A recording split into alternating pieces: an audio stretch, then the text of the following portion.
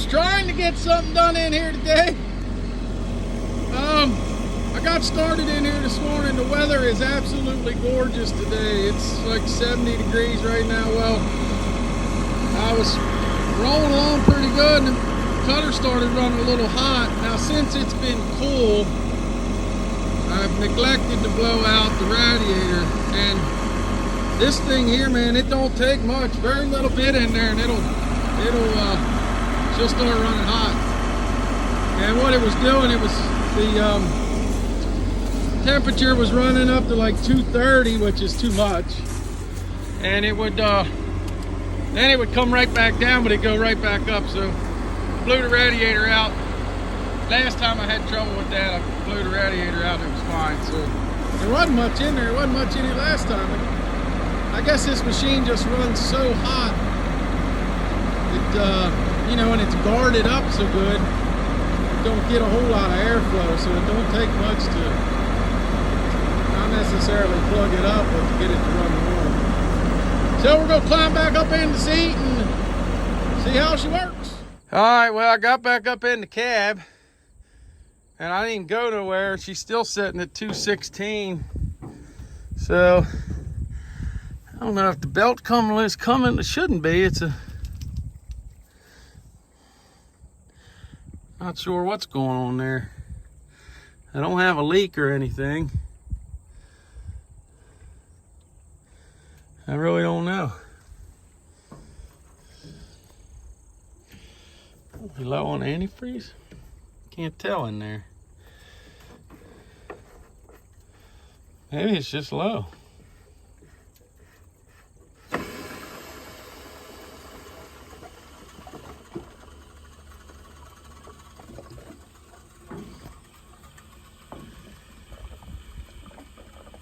Huh. Have to do some investigating. See if I can't figure her out.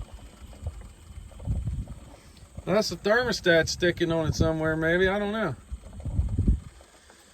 Isn't this nice?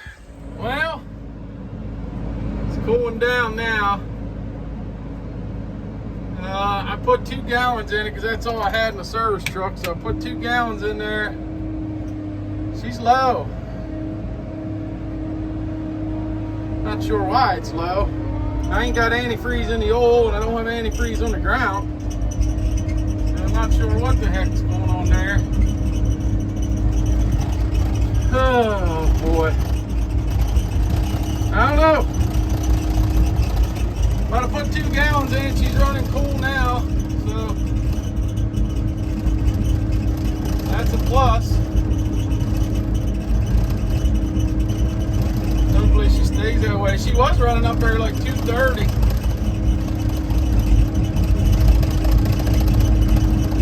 I don't know. See what happens. Well, she's still running cool, so that's good. We don't have a major issue. Oops. Unless for some reason I am losing antifreeze somewhere. I don't know.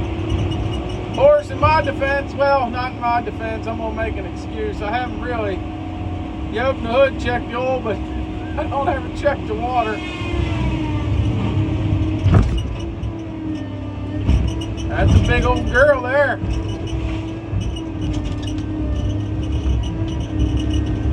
I'm starting to run out of room now. Cut all day yesterday and today. I'm starting to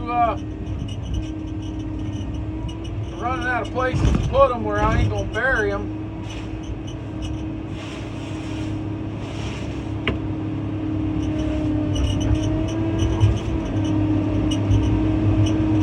But oh well, we'll make do with what we got to work with. It's drying up nice today, so I think tomorrow we will be able to work down on that hill. Actually, I think you can almost by tomorrow skid, unless it gets chilly again and might pulls more moisture up out of the ground. That's a possibility too.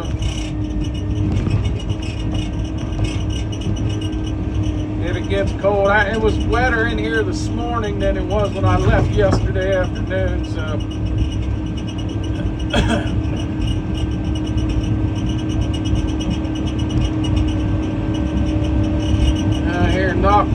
out of this old girl.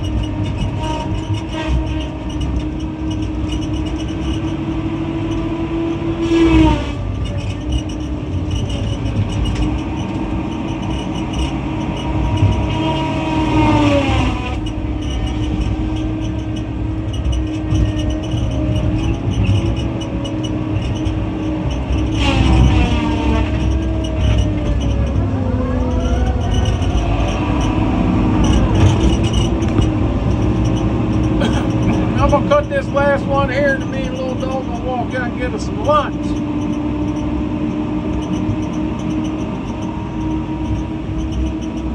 Actually, I'm gonna do it up here like this.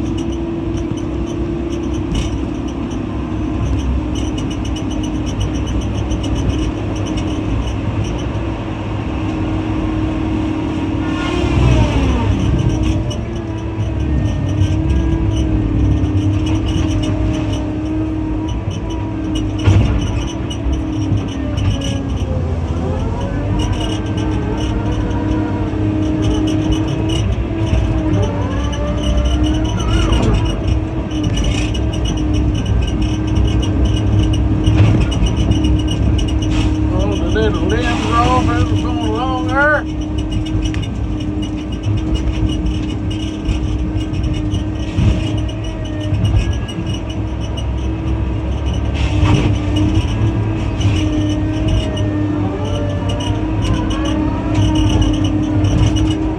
Alright, we're going to eat lunch. There's a glare on the window.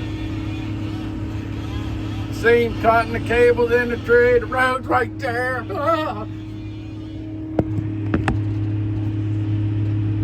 We just pushed them couple big red oak here.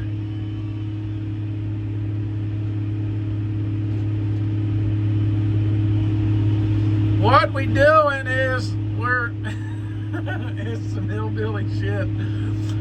But we got a tree climbing harness. Now this tree here wasn't leaning that bad, so we just set the cable, reached up there, but we the other fella's standing on the wheel of the cutter. We strap him in with a harness in case he falls off, and then we set him up in the tree as high as we can get him. He sets the cable and we pull it over.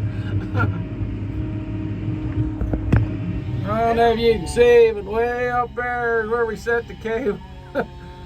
That's a little bit sketchy, man, because it kept wanting to, the cutter wants to leak down, so you got to keep going up and down with it, and just, I don't know, it made me nervous. I'm going to try the next one being straight on with the tree instead of beside it, because the cutter also wants to drift down the hill. Like to turn it, you know, it's swinging down the hill, but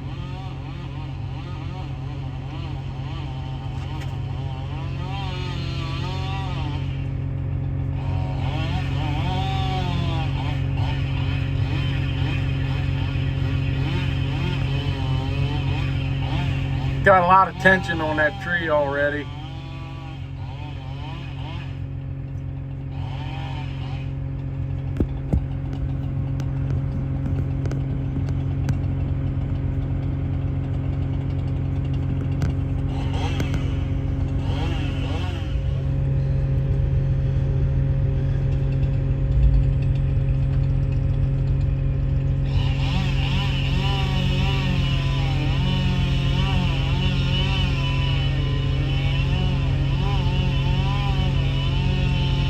See, it's already starting to open up.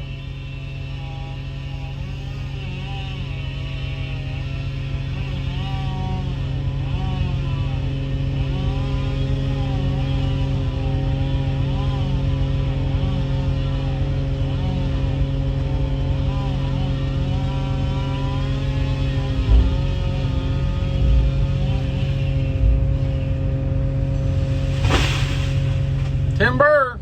This one here is really leaning, buddy. It's got back lean over the road. You see how close we are to the road? It's got back lean over the road, and it's got side lean back over the road too. This one's pretty sketchy. You see the skidder sitting up there. You see how high we got the cable? I don't know if you can see how high. Yeah, you really can't tell where the cable is in the tree, but it's up there. Oh, he set him up in there with the cutter head. That's a neat idea. I think if you had a brand new machine and everything was tight, but with this one leaking down like it does, I mean, it's not bad, but it's, I don't know, makes me nervous. I'm not real comfortable with, you know, because all it does is, you know, you lean it up against a tree. If it drops down a little bit, he's got his hands or feet or leg or something, you know, in the way, it pinches it.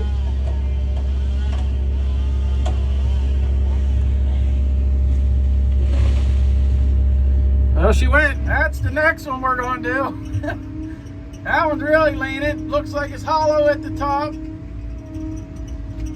This is the type of stuff I typically won't fool with if it's my job. I won't mark these trees. And if the landowner wants them down, I sure don't buy them. And I'll get one of them tree guy buddies of mine come in and help. It just used to do this all the time, but I don't know, it's too much stress anymore, and it ain't worth it. I mean, that log ain't worth nothing. You know, it's got a big hole, squirrel hole in the top. It ain't worth a damn thing. So you take all this risk, you know, with, I mean, absolutely no reward there. None.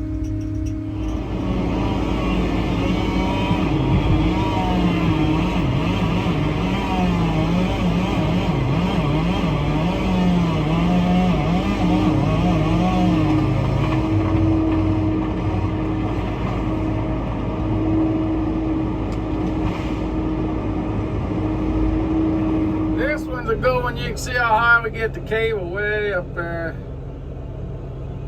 It's probably, I don't know, 40 feet up in the tree, 30 some feet up in the tree. I still ain't comfortable doing it.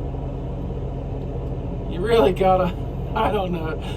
Let's see, it's 11:45 right now and my stress level is through the roof. And I ain't even the one that's gotta cut them. He's cutting them.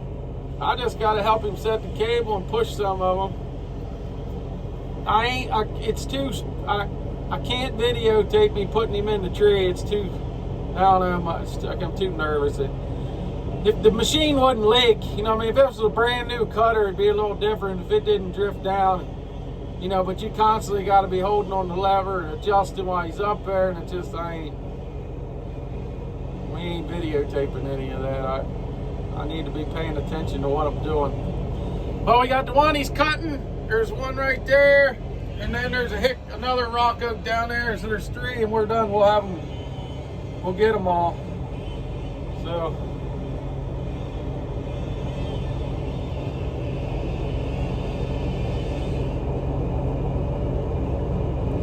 This one's leaning pretty hard too. You can see it even in the camera. You can see it. Road's right there behind it.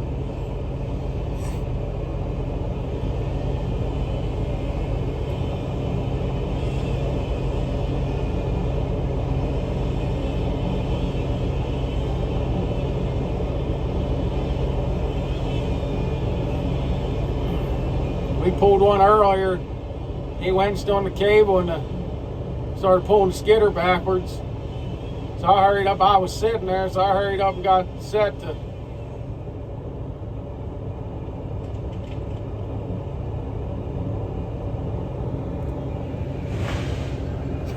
Right on the skidder.